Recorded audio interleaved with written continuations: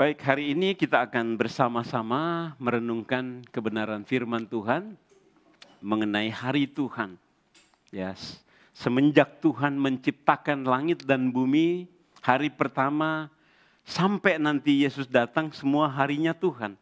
Hari ini pun harinya Tuhan. Tidak pernah satu hari pun menjadi milik iblis, milik setan, milik manusia. Kita hanya diberi anugerah untuk menggunakan, untuk mengisi hari itu. Amin. Bapak, Ibu, dan saudara sekalian. Nah, hari Tuhan, ya tadi juga ada saudara yang bertanya, Yom Yahweh, harinya Allah, apakah ini yang dimaksud? Ya, semua sama. Ketika Allah menciptakan langit dan bumi juga menggunakan kata Yom, dan kalau dalam bahasa Ibrani tentunya juga hari Tuhan yang berbicara mengenai kedatangan Yesus yang kedua kali juga Yom Yahweh, harinya Tuhan. Dan hari ini pun adalah harinya Tuhan. Dan di sini kita harus bersuka cita karena Tuhan hadir di sini. Amin Bapak Ibu. Yesus duduk di kiri kanan Bapak Ibu. Jadi rasakanlah kehadiran Allah supaya kita mengalami sukacita. Mari Bapak Ibu saya ajak membuka 2 Petrus 3. Kita hanya baca sampai 13 saja walaupun nanti saya akan membahas sampai ayat 18. Kita bergantian membaca, ya. Mari kita berresponsoria, bergantian membaca ayat Alkitab. Saya menggunakan terjemahan baru 2, Bapak Ibu silakan juga menggunakan apa yang ada di tangan atau di HP Bapak Ibu. 2 Petrus 3 ayat 1 sampai 13 saja. Saya mulai ayat 1, kita bergantian. Hari Tuhan. Saudara-saudara yang kekasih, ini sudah surat yang kedua yang kutulis kepadamu.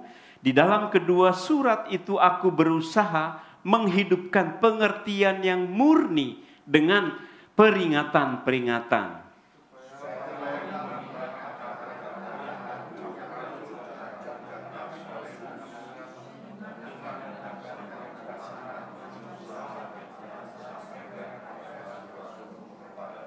Yang terutama harus kamu ketahui ialah bahwa pada hari terakhir akan tampil pengejek-pengejek dengan ejekan-ejekannya, yaitu orang-orang yang hidup menurut hawa nafsunya.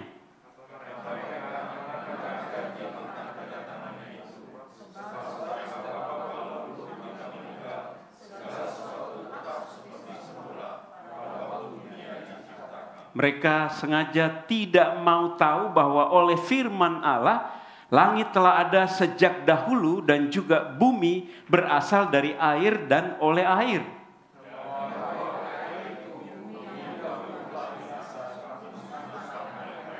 Namun oleh firman itu juga langit dan bumi yang sekarang ini dipelihara untuk api dan disimpan untuk hari penghakiman dan kebinasaan orang-orang fasik.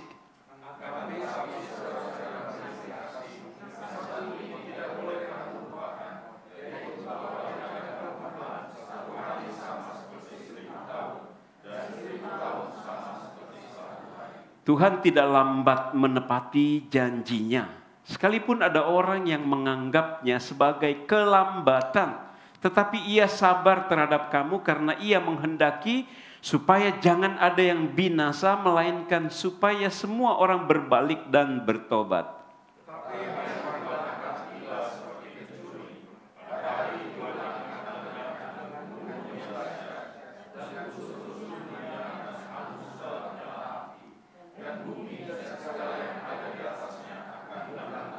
Jadi jika segala sesuatu ini akan hancur secara demikian, betapa suci dan salehnya kamu harus hidup.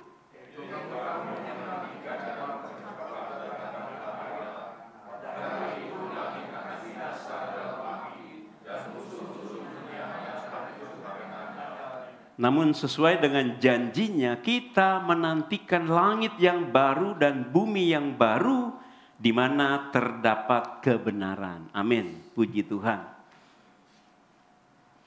Jadi Bapak, Ibu, dan saudara sekalian, struktur dari 2 Petrus 3 ini bicara mengenai nasihat dari Rasul Petrus di ayat 1 dan 2. Kemudian dikatakan muncul pencemooh dan penolakan terhadap janji Allah. Bagian ketiga ayat 8 dan 9, penghakiman dan kesabaran Allah. Kemudian bagian yang keempat ayat 11 sampai 14, agar orang Kristen hidup kudus sambil menanti Kristus.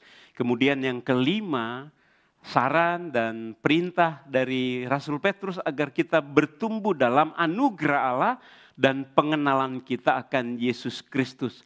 Pertumbuhan rohani dan juga waspada terhadap segala situasi yang sedang terjadi. Nah, gereja mula-mula sejak gereja ada sampai hari ini selalu ada di tengah-tengah pluralisme agama. Betul ya? Di tengah pluralisme agama, juga kebudayaan, juga filsafat, sosial, dan berbagai-bagai hal. Apalagi sekarang juga dihadiri oleh teknologi yang begitu canggih. Betul ya? Sudah akan ada chip ditanam di tubuh manusia, mobil tanpa driver ya. Macam-macam sudah banyak terjadi. Itu salah satu bagian yang perlu kita pikirkan ya dalam hidup ini sebagai orang Kristen dan perlu diresponi. Jadi pluralisme ini selalu akan bisa menjadi ancaman, bisa menjadi tantangan, bisa menjadi problem dan pasti akan terjadi gejolak atau dinamikanya. Jadi perlu diresponi dengan benar oleh kita, oleh gereja, ya, baik gereja secara menyeluruh maupun kita masing-masing yang ada di ruangan ini. Nah, di ayat 1 Rasul Petrus berkata, di dalam kedua surat itu aku sudah berusaha menghidupkan pengertian. Ya, pengertian. Ya, Alkitab berkata kita harus memahami kebenaran firman Tuhan dengan benar dan pengertian yang benar. Alkitab berkata, Musa juga pernah berkata, jangan menambahkan hukum-hukum yang kuucapkan. Jangan mengurangi hukum-hukum yang kuucapkan. Di Amsal 30 ada juga yang seorang bernama Agur itu ya. Dia bilang jangan menambahi firman Tuhan. Jangan sok pede ya. Lalu di dalam Wahyu terakhir dikatakan, Alkitab tidak boleh ditambah, Alkitab tidak boleh dikurang. Akurat, sudah cukup, tidak perlu tambahan dari manusia atau kitab manapun.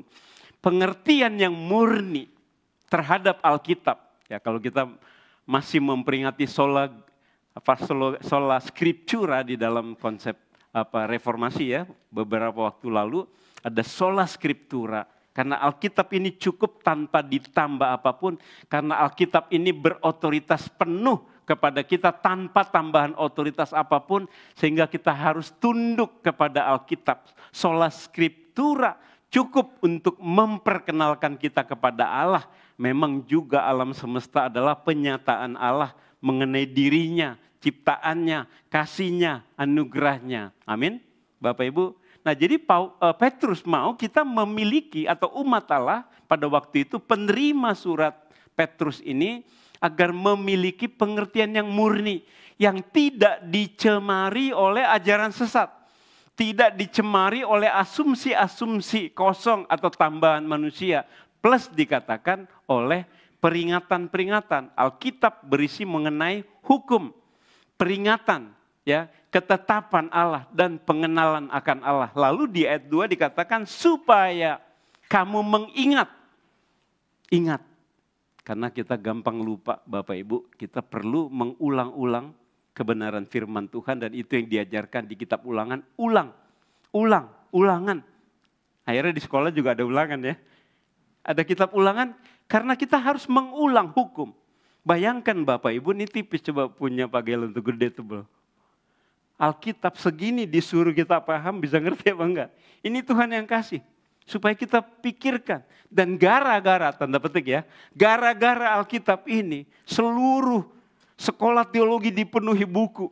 Ratusan ribu buku di dalam perpustakaan. Ada berapa ribu STT di dunia. Ada berapa percetakan. Bahkan dicetak dalam berbagai bahasa, plus tafsiran-tafsiran, eksposisi, renungan-renungan. Alkitab ini yang paling banyak menciptakan buku itu. Dan kita disuruh mengerti, disuruh memahami bagaimana caranya. Kita perlu berkonsentrasi, kita perlu sungguh-sungguh memiliki pemahaman yang benar dan jangan pernah lupa. Dan dikatakan apa? Mengingat perkataan nabi-nabi yang dulu. Nabi-nabi dalam perjanjian lama dan perintah Tuhan, perintah Yesus, ajaran Yesus Kalau mau lihat langsung Matius 5-7, khotbah di bukit plus dimanapun Yesus berada mengajarkan firman Tuhan, kita harus camkan, kita harus pikirkan sebagai sesuatu yang harus kita hidupi. Dan telah disampaikan juga oleh rasulmu kepadamu. Saya tidak terlalu banyak menggunakan istilah-istilah lain. Yang penting buat saya Bapak Ibu dan Saudara, pulang tuh ingat sesuatu. Betul ya? Betul apa enggak? Ingat pesan firman Tuhan. Ya karena waktu kita sebentar, kecuali memang kalau PA khusus 1 jam dan sebagainya. Nah di ayat 3 ini yang terutama harus kamu ketahui. Ya, nanti saya akan jelaskan kepada Bapak Ibu ada 2 kata di dalam bahasa Yunani, oida dan ginosko. Oida itu bersifat logika, bersifat pengetahuan, tetapi pengenalan akan Tuhan bersifat relasi. Beda ya, sama-sama maknanya mengenal atau mengetahui. Tetapi ketika dikaitkan dengan Allah, arti daripada ginosko itu mengenal. Mengenal bukan secara logika tetapi ada relasi, nempel. Nah, Bapak Ibu dan Saudara harus melayani Tuhan di sini, harus hadir di sini dalam konteks berelasi dengan Tuhan. Bukan sekedar datang acara. Bukan acara ini Pak ya, tapi ibadah, betul ya? Bukan acara, beda. Acara apapun di luar sana itu bisa kita sekedar datang untuk menghadiri, menghormati si pemilik acara. Tetapi ketika kita datang ke gereja, kita harus dalam konteks hubungan, relasi dengan Allah. Amin Bapak Ibu. Bahkan setiap hari, setiap saat harus hidup dalam relasi dengan Tuhan. Yang terutama harus kamu ketahui ialah pada hari terakhir.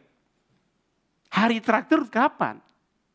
Dari dulu juga udah hari terakhir. Makanya nanti ada yang protes. Dari dulu sama aja. Akan muncul pengejek-pengejek dengan ejekan-ejekan, yaitu orang yang hidup menuruti hawa nafsunya. Karena manusia sudah jatuh dalam dosa. Dan Alkitab berkata rusak betul, rusak pikirannya, rusak mentalnya, rusak tujuan hidupnya, rusak motivasinya, rusak cara hidupnya. Itu yang disebutkan. Walaupun tidak rusak dalam arti rusak beneran kayak radio udah rusak dihidupin udah gak bisa. Dicolok listrik juga udah gak betul-betul rusak, bukan. Manusia.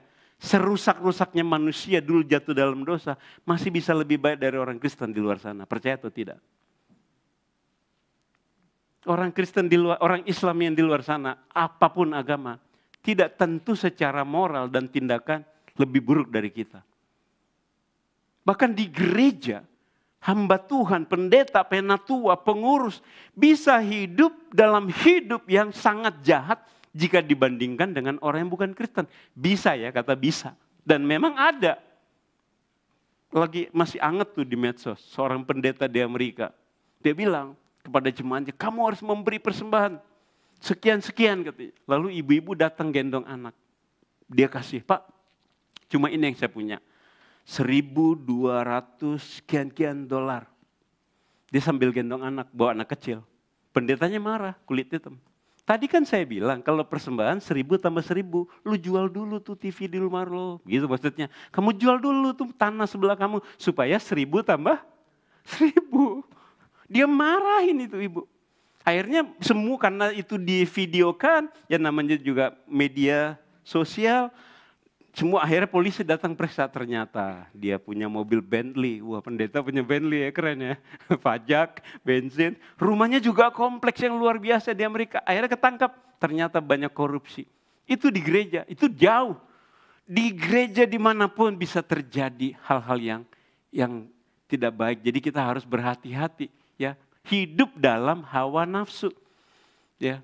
Kata mereka, di mana janji tentang kedatangan. Jadi kita akan berbicara mengenai kedatangan Tuhan. Hari Tuhan adalah bicara Yesus akan datang yang kedua kali. Lalu mereka bilang, dari dulu, dari zaman leluhur bapak-bapak kita, sampai sekarang, segala sesuatu sama saja seperti semula pada waktu dunia diciptakan. Jadi itu baru masih di era murid Yesus loh, masih Petrus hidup. Kalimat itu muncul, apalagi zaman sekarang yang udah 2000 tahun. Coba kita lihat, ejekan zaman dulu sama ejekan zaman sekarang bedanya apa Bapak Ibu? Bisa nggak diklik aja di play?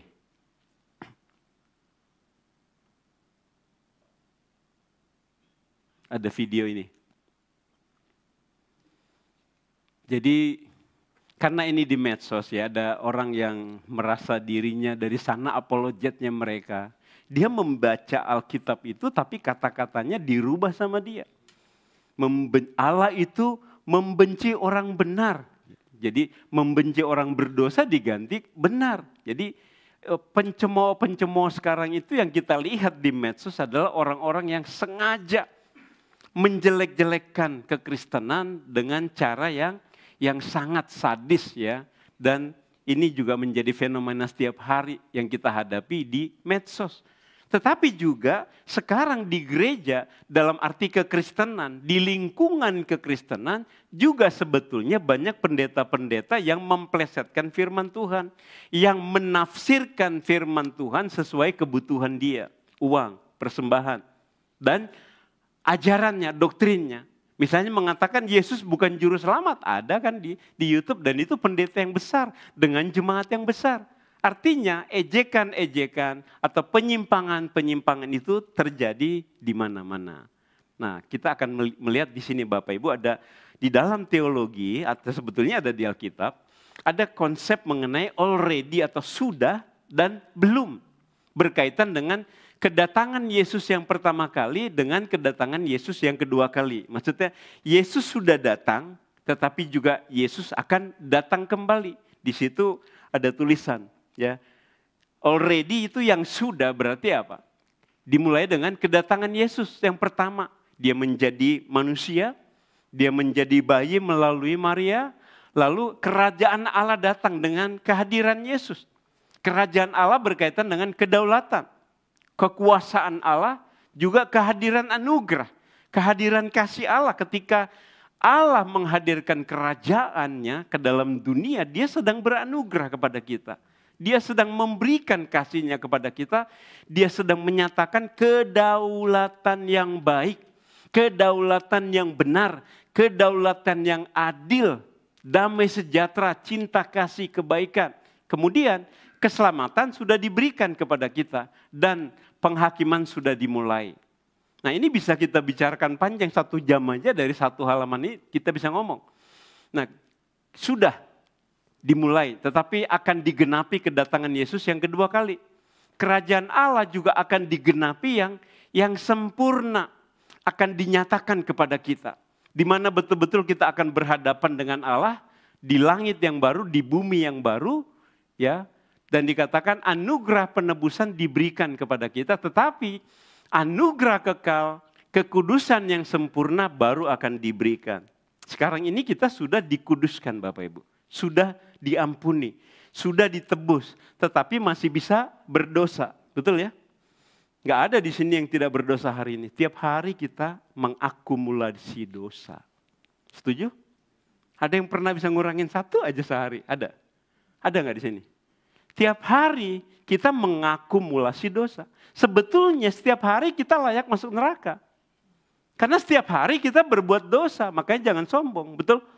Karena setiap hari kita bukan mengurangi dosa, tapi menambah. Itu konsep perkataan itu harus membuat kita rendah hati dan sadar bahwa saya nggak ada apa-apanya. Saya hanya hidup karena anugerah. Jadi anugerah kekal. Kekudusan itu tidak ada yang sempurna di dalam diri kita, dalam ketaatan kita. Kekudusan sempurna sudah diberikan. Kita sudah sempurna kepengudusan yang diberikan Kristus sehingga kita boleh masuk surga. Sehingga kita boleh beribadah.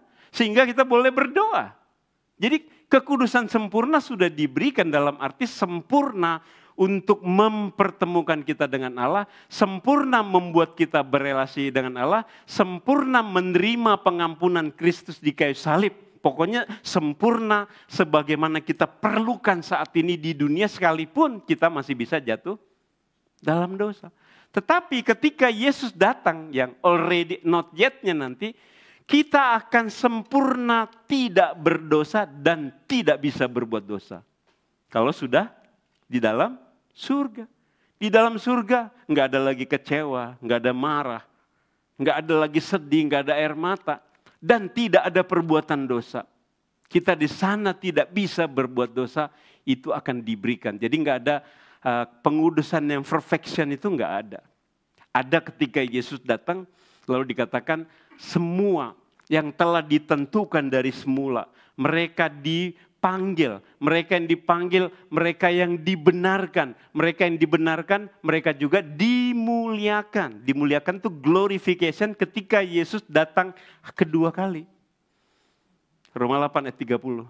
Yang ditentukan dari semula, ada lagunya ya, telah kau tetapkan hidupku dalam rencanamu.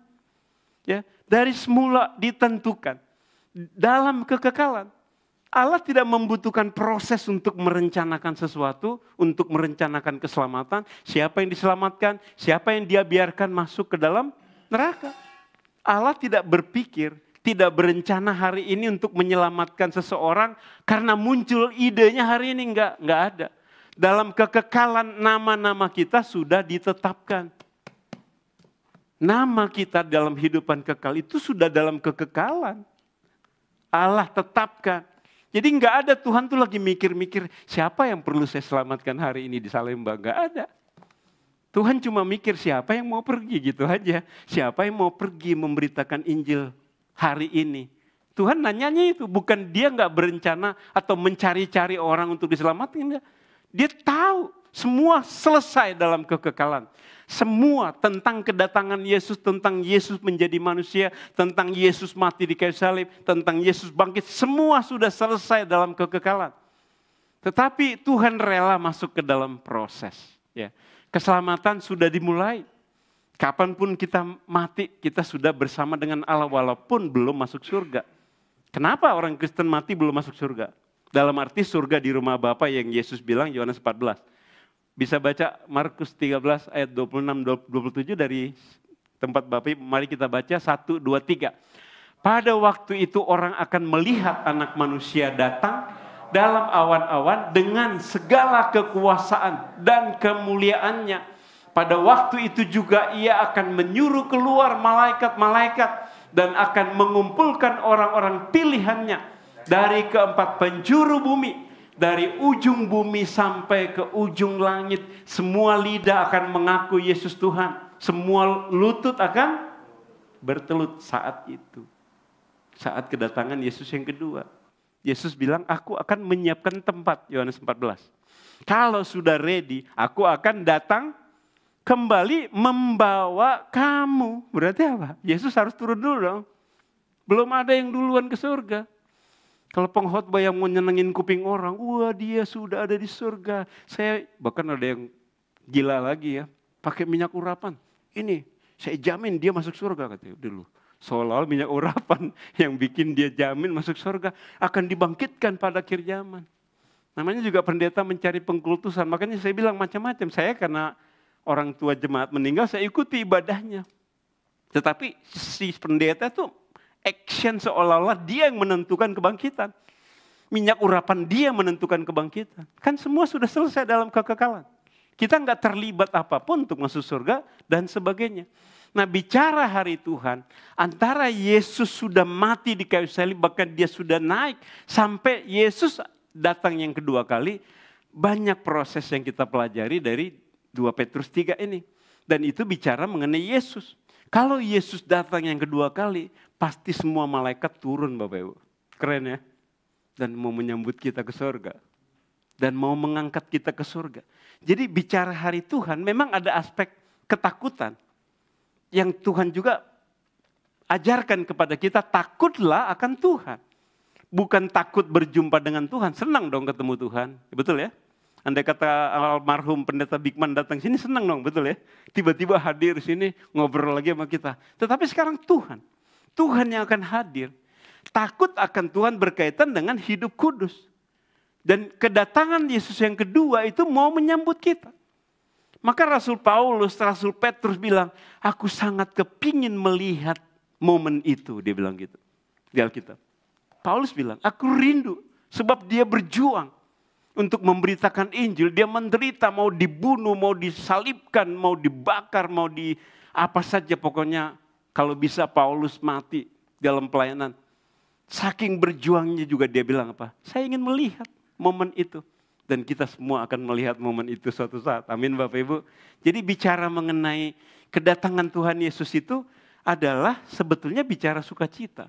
Karena akan terjadi perjumpaan antara kita dengan Allah. Nah, dikatakan apa? Mereka sengaja tidak mau tahu bahwa oleh firman Allah, langit telah ada sejak dahulu dan juga bumi yang berasal dari air dan oleh air. Ya, pada mulanya Allah menciptakan langit dan bumi. Bumi belum berbentuk. Allah Roh Kudus melayang-layang di atas air.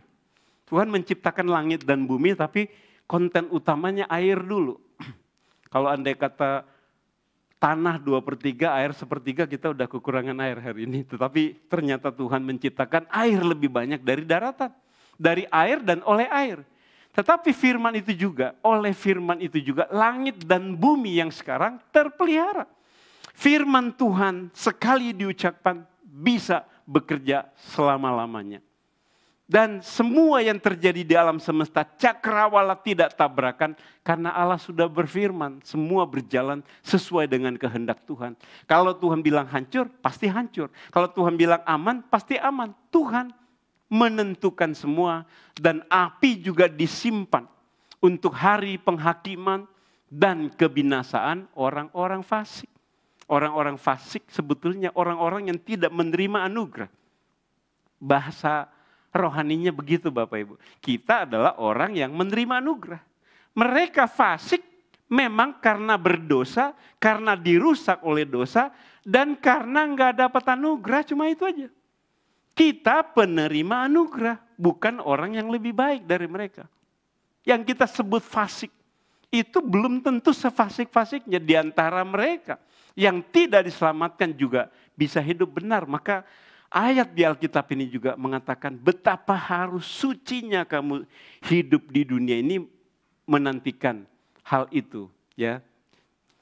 Lalu di ayat 8 dikatakan ini tidak boleh kamu lupakan bahwa di hadapan Tuhan satu hari sama seperti 1000 tahun. Dan 1000 tahun sama dengan satu hari. Supaya kita tidak bermain-main dengan waktu yang ada. Kadang orang Kristen berpikir kesempatan masih ada.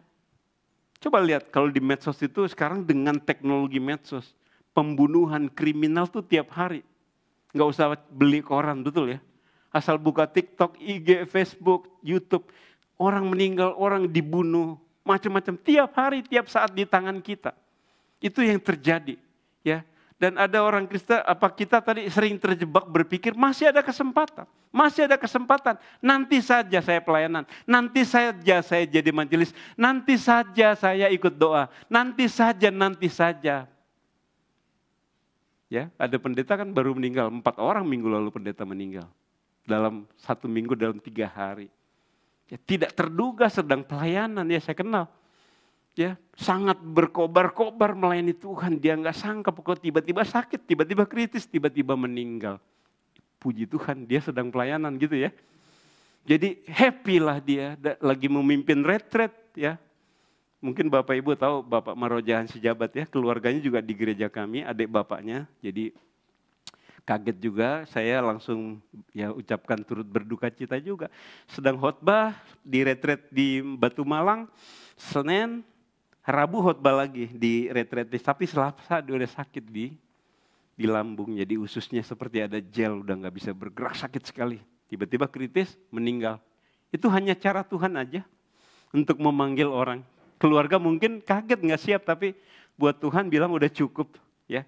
Pas dia sedang melayani. Tetapi sayang kalau ada orang Kristen tidak menggunakan hidupnya untuk memuliakan Tuhan. Amin. Sayang sekali kalau waktu kita terbuang sia-sia. Ya, Tuhan tidak akan berlambat-lambat menepati janjinya. Karena tadi orang-orang bilang dari dulu sampai sekarang sama aja. Kok nggak datang-datang? Itu dulu zaman Petrus. Sekarang ini 2000 tahun. Tuhan Yesus bilang di Matius 24 mulai ayat 4. Tanda-tanda kedatanganku ialah apa? Kelaparan. Lalu bencana alam, peperangan, berita perang. Tetapi berita Injil harus diberitakan. Ujung-ujungnya Tuhan Yesus menugaskan kita tidak berlambat menepati janjinya. Pasti Yesus datang. Sekalipun ada orang yang menganggapnya sebagai keterlambatan. Ya namanya juga orang iseng ya.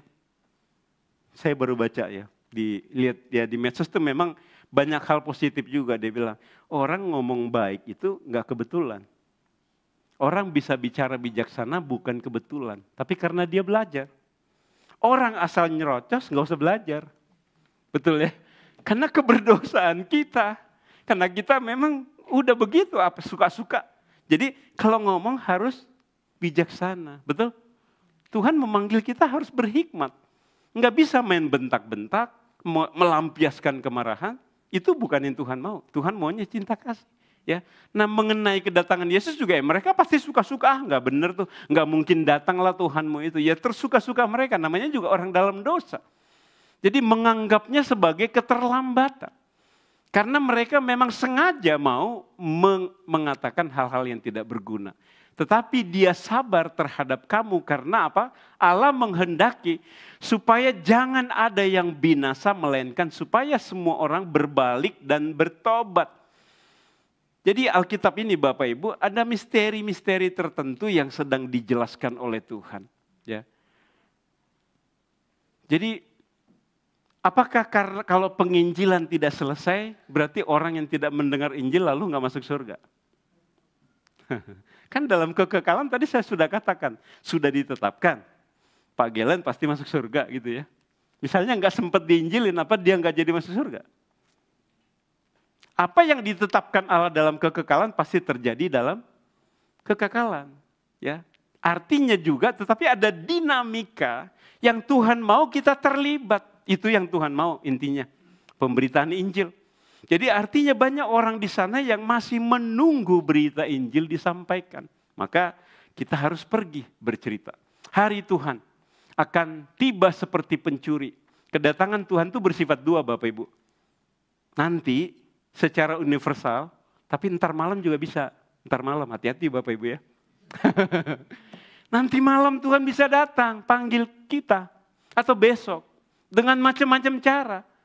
Jadi yang paling dekat kedatangan Tuhan itu adalah secara personal. Dia datang. Dia datang. Sebelum dia datang, lakukanlah apa yang Tuhan mau. Dan dikatakan unsur-unsur dunia akan hangus oleh api.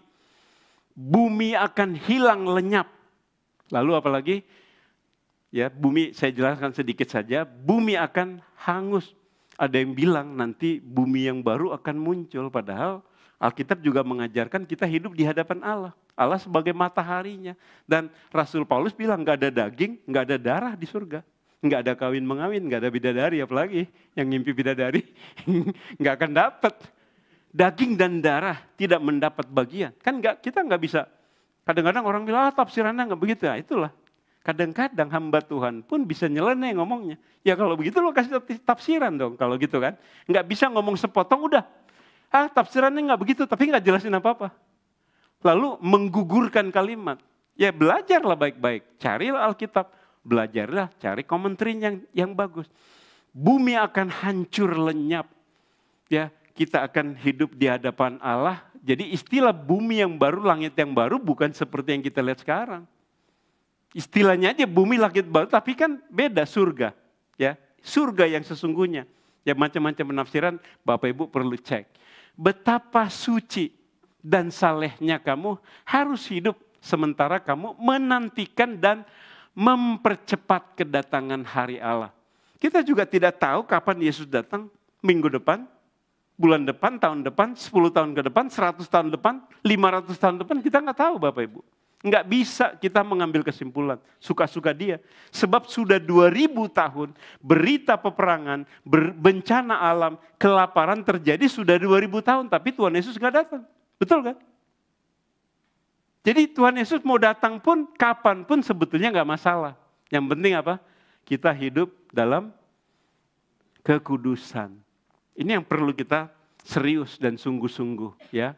Langit akan binasa dalam api dan unsur-unsur dunia akan hancur karena nyala api. Ya, paling gampang sih ngebakarnya Samarinda, Kalimantan yang banyak batu baranya ya. Tuhan sudah menyiapkan api yang lebih besar di gunung-gunung. Dan Tuhan sudah menyiapkan untuk melenyapkan bumi karena keberdosaan manusia. Karena keberdosaan manusia. Tadi Mazmur dibacakan.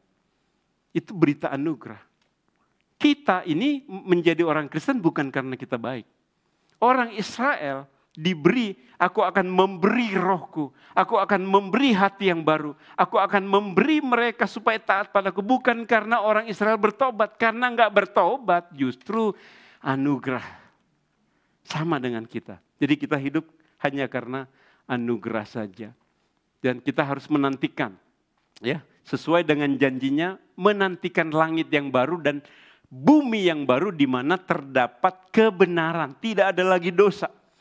Tidak ada lagi, ya tidak bisa lagi kita berbuat dosa. Sambil menantikan semua itu, kamu harus berusaha supaya kamu didapati tidak bercacat, tidak bernoda di hadapan Allah dalam perdamaian dengan Dia. Anggaplah kesabaran Tuhan sebagai kesempatan bagimu beroleh keselamatan. Maksudnya bukan kita bisa memperjuangkan, tapi mari menghidupi keselamatan itu sesuai dengan rancangan Tuhan. Kita harus hidup dalam anugerah Tuhan. Ayat terakhir, mari kita baca bersama-sama ayat 17 dan 18. 1, 2, 3. Kamu telah mengetahui hal ini sebelumnya. Karena itu waspadalah supaya kamu jangan terseret ke dalam kesesatan orang-orang yang tidak mengenal hukum. Dan jangan kehilangan peganganmu yang teguh. Bertumbuhlah dalam anugerah dan dalam pengenalan akan Tuhan dan Juru Selamat kita, Yesus Kristus. Baginya kemuliaan sekarang dan sampai selama-lamanya. Jadi dikatakan apa? Supaya kamu jangan terseret ke dalam kesesatan orang-orang yang tidak mengenal hukum. Orang dunia selalu membanggakan apa? Perusahaannya, betul? Kesuksesannya, jabatannya di kantor, warisan orang tuanya yang triliunan, apalagi kehebatan skillnya, pengalamannya. Itu tidak boleh menjadi alasan untuk kita membanggakan diri ketika kita berhadapan dengan umat Tuhan, dengan Tuhan. Bahkan dimanapun kita berada, Tuhan tidak mau kita menggunakan semua itu untuk merendahkan orang, betul? Tetapi dipakai supaya menjadi berkat, dipakai juga untuk kemuliaan Tuhan. Ayat 18 dikatakan bertumbuhlah dalam anugerah. Anugerah adalah pemberian Allah. Tadi saya bilang satu hari ini adalah pemberian Tuhan. Setiap hari bahkan setiap detik nafas kita sekarang adalah anugerah Allah. Dan pengenalan akan Tuhan. Nah ini pengenalan tadi saya sebutkan pakai kata ginosko. Ginosko itu bersifat relasional. Sedangkan oida itu bersifat knowledge, pengetahuan. Intelektual, dua-duanya diperlukan. Kita mengenal ya, faith seeking understanding istilahnya dalam teologi, iman juga membutuhkan pengenalan akan firman Tuhan. Tetapi pengenalan akan Tuhan itu juga bersifat relasional. Relasi dengan Tuhan. Ada orang bisa melayani tanpa berelasi dengan Tuhan, bisa. Tapi jangan seperti itu, amin. Miliki relasi yang Tuhan, pelayanan itu berkualitas. Miliki relasi yang baik dengan Tuhan, hidup kita juga jadi berkat. Kalau kita nggak punya relasi yang baik dengan Tuhan, pelayanan itu sebetulnya kosong. Hidup kita juga kosong. Kita akan rusak relasi dengan Tuhan kalau kita nggak baik, nggak intim dengan Tuhan. Jadi harus memperbaiki relasi ini.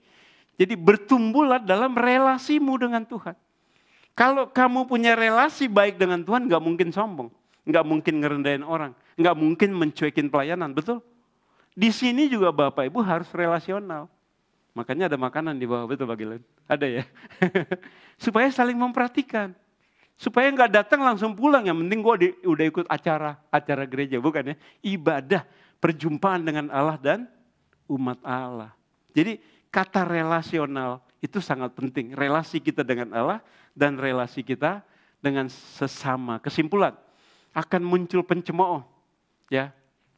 Walaupun tidak langsung kepada kita, sekarang medsos alat pencemoohnya. Tetapi juga banyak pendeta yang salah menafsirkan Alkitab. Penundaan hari Tuhan adalah kesabaran Tuhan untuk mau menyelamatkan makin banyak orang. Hari Tuhan pasti datang, amin Bapak Ibu. Karena itu harinya Dia, ya. Dan hari penyataan kemuliaannya. Yang diminta Allah kepada kita adalah hidup kudus. Lepaskan semua berhala-berhala. Semua yang kita anggap lebih penting dari Tuhan pasti berhala. Ketika kita mempunyai sesuatu yang kita anggap lebih penting dari Tuhan, pasti hidup kita juga enggak benar, pasti. Ya, jadi selalu hidup dalam kekudusan dan relasi. Lalu dikatakan harus bertumbuh dalam anugerah dan pengenalan Kristus. Nah, Bapak Ibu, between already and not yet itu kita masih dalam proses. Kita tidak sempurna. Ketaatan kita tidak sempurna. Hanya Roh Kudus yang memampukan kita hidup kudus. Betul ya? Pelayanan kita juga tidak sempurna. Tetapi hadirnya Roh Kudus, relasi yang baik dengan Tuhan, pelayanan itu bisa menjadi baik adanya sesuai apa yang Tuhan mau. Hiduplah dalam kekudusan, tak bercacat. Tiap hari belajarlah mengurangi dosa. Kebiasaan dosanya, walaupun kita nggak bisa mengurangi dosa, maksudnya perbuatannya yang kita harus kurangin supaya kita di hadapan Tuhan sekarang ini.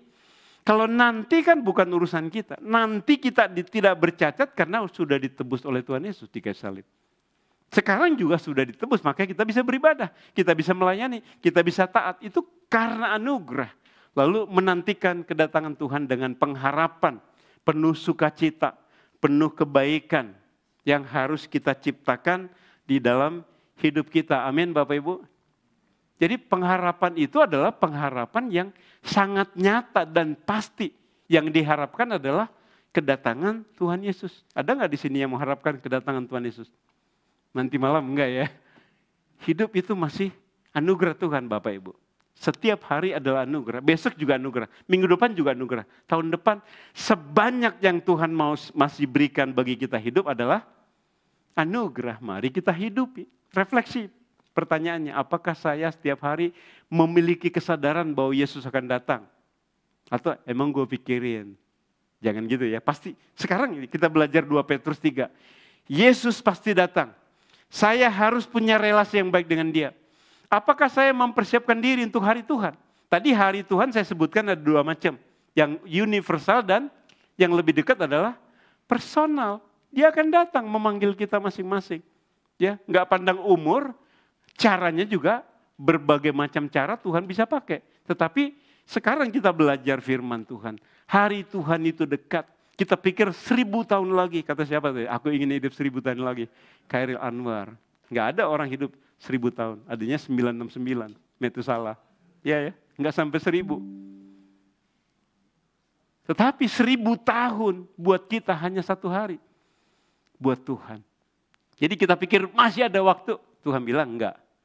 Sama seperti orang yang diceritakan oleh Tuhan Yesus. Semua hasil gandumnya itu begitu berlimpah. Sudah bangun gudang pun enggak cukup. Lalu dibilang beristirahatlah jiwaku, engkau sudah capek. Ya, banggakanlah segala pencapaianmu. Terus Tuhan Yesus bilang apa? Nanti malam Tuhan akan mengambil nyawamu. Jangan sampai terjadi hal seperti itu. Saya bukan nakut-nakutin, itu bisa terjadi pada kita. Ya, kedatangan Tuhan. Ya, dua-duanya sebetulnya oke-oke saja, betul ya? Enggak masalah, asal kita mempersiapkan diri. Kapanpun Tuhan mau memanggil kita secara personal, itu anugerah Tuhan, itu rencana Tuhan. Tetapi Tuhan juga memberi kesempatan, memberi anugerah. Ya, kita bisa berdoa untuk panjang umur, tapi juga bukan untuk dinikmati secara duniawi, betul? Tetapi untuk kita gunakan bagi kemuliaan Allah. Jika Tuhan datang hari ini, apakah Ia akan mendapati saya setia atau sibuk dengan hal-hal yang fana? Itu menjadi refleksi kita di dalam 2 Petrus 3. Hari Tuhan itu kepastian. Secara personal Yesus akan datang kepada kita. Mari kita berdoa. Masing-masing Bapak, Ibu, dan Saudara, saya persilakan berdoa apa saja yang menjadi pikiran-pikiran Bapak Ibu saat ini. Yesus datang untuk membawa kita ke dalam kehidupan yang kekal. Yesus sudah memberikan tubuh dan darahnya untuk menguduskan kita secara sempurna. Sehingga kita akan menerima yang sempurna itu ketika Dia datang yang kedua kali. Untuk kita menerima keselamatan yang kekal. Allah menghendaki kita tidak goyah. di tengah dunia, di tengah pluralitas nilai, kebudayaan, filsafat, agama. Justru Tuhan mau kita tampil di sana menyatakan Yesus penuh kasih, penuh kebaikan, penuh anugerah. Dan Tuhan mau kita juga memberitakan kabar baik di dalam hidup kita sementara masa penantian kepada Yesus ketika Yesus datang yang kedua kali. Dan lebih dekat dia datang secara personal dalam hidup kita sebab kita tidak tahu kapan Yesus datang yang kedua kali. Tapi baiklah kita memperbaiki relasi dengan Tuhan. Setiap saat teduh bukan kewajiban. Nikmati Tuhan hadir di sana. Setiap beribadah nikmati kehadiran Tuhan. Di dalam kehidupanmu sehari-hari, di rumah, di kantor, dimanapun. Rasakan relasi yang baik dan indah dengan Tuhan. Maka hidupmu akan penuh damai sejahtera dan sukacita.